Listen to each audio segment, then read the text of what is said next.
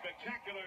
But now Bumgarner has gone one better, even for the incredible body of work that he's put up in World Series play.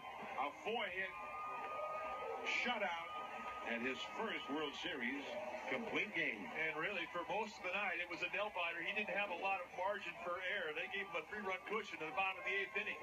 But for the Royals, who had the 3-headed monster in their bullpen, if they were the blanket of invincibility for the Royals, Bumgarner has been that one-man show here for the Giants, and he could not have performed more beautifully than he did tonight. And because of his effort, the Giants take a one-game lead here after 5 in this great World Series. And the first shutout in any World Series in 11 years. And I guess, in a way, it's just not that much of a surprise that it was Bumgarner who did it, because the World Series, he is becoming, and really he has become, one of the great World Series pitchers in the history of the game.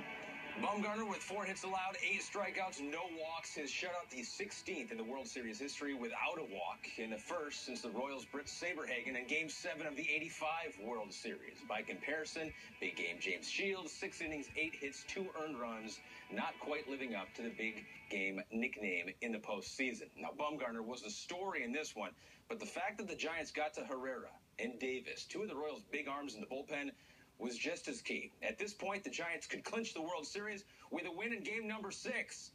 But where would be the fun in that? Thank you for watching this Comcast Sportsnet special Game 5 of the 2014 World Series.